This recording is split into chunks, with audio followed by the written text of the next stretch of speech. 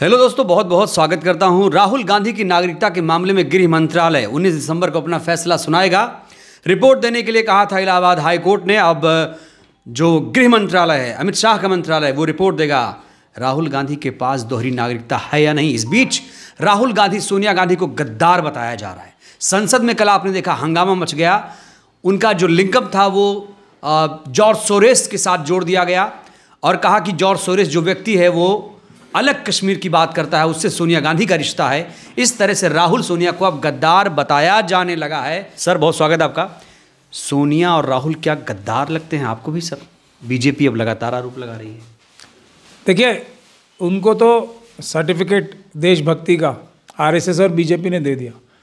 जिसे आरएसएस और बीजेपी ये बोलेगी वो अपने आप ही अच्छा आदमी हो जाएगा, माँ सिवाय उन लोगों के जो डिक्लेयर्ड तौर पे आरएसएस के प्लेटफॉर्म पे खेलते हैं, हिंदू मुसलमान करते हैं। अब राहुल गांधी और प्रियंका गांधी या सोनिया गांधी तो हिंदू मुसलमान करती मुझे नज़र आई नहीं है कभी। जो ऐसे लोगों को छोड़ के सब लोग जिनको आरएसएस बुरा कहेगी, इसका मतलब वो अच्छे लोग हैं, मेरा तो ये मानना है। तो आरएसएस या बीजेपी के लोग तो सारे विपक्ष को ही बुरा कह रहे हैं ये तो भाई देशद्रोही लोग हैं, ये तो गद्दार लोग हैं, तो देश की हिफाजत करते ही। अब आप हिंदू मुसलमान कौन कौन करते हैं उनको छोड़ दो, बाकी सब लोगों को क्लीन चिट है। मतलब आरएसएस कह रही है बुरा है तो वो अच्छे हैं, ये मेरा मानना है। अच्छा, अब जैसे अब ये कश्मीर की बात ही कर रहे हैं, ठीक। और बीजेपी और आरएसएस और अडानी, अंबानी, यूसुफ लुलू जैसे लोगों ने, मोदी जी, अमित शाह जैसे लोगों ने इल्ज़ाम राहुल गांधी जी के ऊपर लग रहा है, वो तो इल्ज़ाम है। उन्होंने चाइना को 4000 किलोमीटर से ज़्यादा जगह दे दी। अगर सेना को ही फ्री हैंड दे देते तो किसी सेना की औकात और मजाल है कि भारतीय सेना से 4000 किलोमीटर जगह ले जाए और वो वापस ना ले लें। सर, आपसे तो ये काम तो ये तो कर दिया उन्होंने। और ये सोनिया जी पे और राहुल जी पे इल्ज़ाम लगा रहे हैं कि सोरोस के साथ मिलकर कश्मीर की आज़ादी के लिए काम कर रहे हैं, जो कि झूठा आरोप है। मगर ये तो सुब्रमण्यम स्वामी जी कह रहे हैं और मोदी जी ने उन्हें आज तक मना नहीं किया। राहुल जी और उनके जो भी लोग हैं वो तो मना। सुब्रमण्यम स्वामी को आप सही मानते हैं? नहीं, मैं सही नहीं मानता। मेरी बात तो सुन लें आप। बात नहीं सुनेंगे तो आप आधी अधूरी बात होगी। सुब्रमण्यम स्वामी जी ने एक इल्ज़ाम लगाया इतना ज़बरदस्त और बार बार लगाया। मोदी जी ने उनके खिलाफ एक शब्द भी नहीं बोला। ये नहीं बोला कि ये झूठ बोल रहे हैं, नहीं बोला ना। सोनिया जी, राहुल जी और प्रियंका जी ने ये बोला ना कि जॉर्ज सोरोस के साथ मिलकर हम कोई साजिश नहीं कर रहे देश को, तो बात बराबर हुई ना। मोदी जी तो बोल ही नहीं रहे ना, क्योंकि वो क्या कह रहे हैं सुब्रमण्यम स्वामी जी, अगर आप बोलोगे तो मैं सबूत दूंगा। इसलिए मैं बोल रहा हूं कि ये सब लोग तो ये काम कर चुके। कश्मीर में ही तो है ना, लद्दाख और वो सब। कश्मीर की 4000 किलोमीटर से ज्यादा जगह देने के बाद ये राहुल गांधी, सोनिया गांधी और उनके ऊपर इल्जाम लगाने की शक्ल है इनकी। तो अभी दोहरी नागरिकता के मामले को कैसे देखते हैं? सुब्रमण्यम स्वामी जी कोई ऐसे नहीं है ना कि दूध के धुले हुए हैं। वो सही बात भी बोलते हैं और गलत बात भी बोलते हैं। जिसके लिए गलत बात बोली उसने मना किया, जिसके लिए सही बात बोल रही है वो डर के मारे वो नहीं मना कर रहे हैं। ये है फर्क। सर, आप कानून के मामले में जानकार हैं, लगातार मुखर होकर बात करते हैं। दोहरी नागरिकता को लेकर आप क्या सोचते हैं? क्या वाकई राहुल गांधी जैसा नेता दोहरी नागरिकता रखेगा? और दोहरी नागरिकता रखना क्या अपराध की श्रेणी में आता है? अब देखिए, आपने खुद ही सवाल किया और खुद ही जवाब भी दे दिया। राहुल गांधी जी के ऊपर दोहरी नागरिकता रखने का ये सवाल पहले भी, और अब ये लोगों को ये लगेगा, फिर ये बोलेंगे कि कांग्रेस में था पहले और ये इसका सॉफ्ट कॉर्नर है। तो गांधी फैमिली के साथ मेरा सॉफ्ट कॉर्नर है, वो राजीव जी की वजह से है, क्योंकि राजीव जी ने मुझे लाइफ में पहली बार ब्रेक दिया। लेकिन इसका ये मतलब नहीं है कि मैं कांग्रेस की हर बात को समर्थन करता हूँ। मैं कांग्रेस का मुख्य क्रिटिक भी हूँ, क्योंकि अभी उसके अंदर जो स्लीपर सेल्स हैं उसे बुज़दिल बना रहे हैं जानबूझ के। उसके कार्यकर्ता बहुत बहादुर हैं और नेता भी बहादुर हैं। ये जो बीच में जो स्लीपर सेल्स है ना, एजेंट, ये उसे कमज़ोर कर रहे हैं। जैसे हमारे मौलाना है ना ऊपर 200, वो मुस्लिम जो कम्युनिटी है, बहुत बहादुर, इंटेलिजेंट और ईमानदार कम्युनिटी है, उसका बेड़ागर्क कर रहे हैं हमारे नेता। उसी तरह से ये स्लीपर सेल कांग्रेस का और दूसरी अपोजिशन पार्टीज़ का बेड़ागर्क कर रहे हैं। तो मैं पसंद करता हूं, लेकिन मैं पसंद करने की वजह से या उनके प्रति जो मेरा अफेक्शन है गांधी फैमिली की तरफ से, उस वजह से डिफेंड नहीं कर रहा हूं, मैं लॉजिक से डिफेंड कर रहा हूं। लॉजिक बताइए सर। लॉजिक ये है कि 2004 और 2009 के बीच में उन पे इल्ज़ाम है कि उन्होंने दोहरी नागरिकता ब्रिटेन की ली, ये इल्ज़ाम है। ठीक, अब आप खुद अपना सवाल का जवाब खुद ही आपने सवाल में भी दिया कि इतने बड़े आदमी को, मतलब जिस व्यक्ति को प्रधानमंत्री बनना मतलब एक फॉर्मेलिटी भर था, उस दौरान, मतलब चाहते वो कभी भी बन जाते, इसमें तो कोई दो राय नहीं ना। उसके मतलब क्या वो व्यक्ति जाके उसको कोई मतलब क्या बोलूँ मैं, अब उसको कोई प्रॉब्लम हो गई थी मानसिक, जो वो जाके दूसरी नागरिकता लेगा, जो मतलब प्राइम मिनिस्टर की मतलब ये इतना इलॉजिकल और इतना वाहियात इल्ज़ाम ही है, मतलब जो लॉजिक से कोसों दूर नहीं, गैलेक्सीज दूर है। तो पहली बात तो ये हो गई, क्यों करेंगे वो।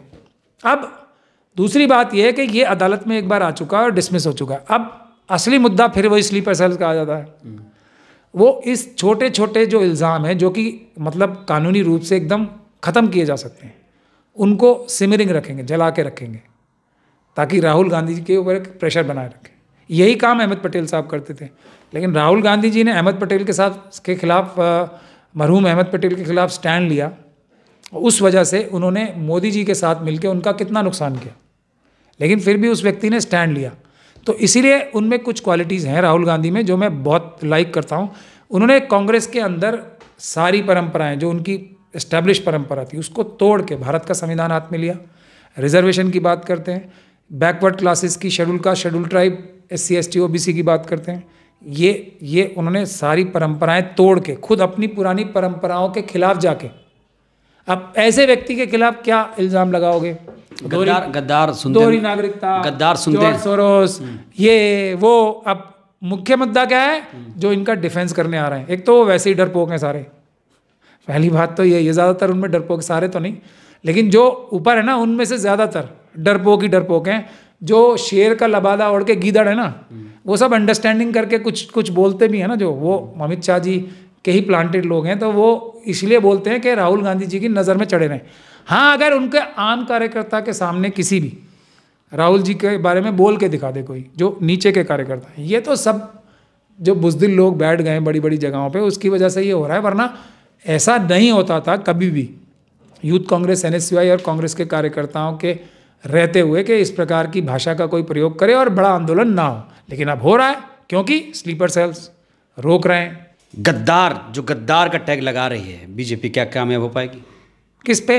राहुल पे। बीजेपी की बात, फिर वही बात कर रहे हैं। 60% देश के लोग ऑफिशियली, बावजूद इसके के सारी धांधलियां, सारी गड़बड़ियां की उन्होंने चुनाव में, 60% लोग उसके बाद भी आज भी उनके खिलाफ वोट देते हैं, लोकसभा में भी और सब जगह देते हैं ना। अभी मजेदार, मशीन खा जाती है पूरा वोट, मशीन चुरा लेती है, खा भी जाती, चुरा भी लेती है और ऐड भी कर लेती है। उसके बावजूद भी 60% देश की जनता उनके खिलाफ वोट देती है। तो और उसको कौन रिप्रेजेंट करता है? Leader of the opposition. वो कौन है? राहुल जी, राहुल गांधी जी। अब ये तो तथ्यात्मक बात है। अब बोलते कुछ भी रहो, मोदी जी की जय जयकार है, प्लेन लोड्स ले जाओ यहाँ से भर भर के, करोड़ों रुपए खर्च करके, और वहाँ पे जो कोरियोग्राफर्स की तरह वो जिंदाबाद के नारे लगवाओ। ये बेवकूफ़ बनाने की बातें इस वजह से भी ज़्यादा हो रही हैं कि कोई इफेक्टिव ऑपोजिशन। सर आपने कहा कि मामला ये जो नागरिकता वाला था डिसमिस हो गया था, लेकिन अब फिर से ये जो मामला है तूल पकड़ता जा रहा है। इलाहाबाद हाई कोर्ट में मामला चल रहा है। गृह मंत्रालय को अपना रिपोर्ट देना है कि इनके पास दोहरी नागरिकता है या नहीं। उसको लेकर आप क्या कहेंगे? अब मैं क्या कहूँगा?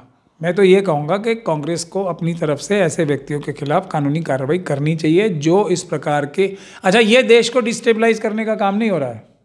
बताओ आप, लीडर ऑफ द ऑपोजिशन को गद्दार बता के उसको कमज़ोर करने का मतलब ये नहीं हो रहा है कि भारत का संविधान कमज़ोर हो।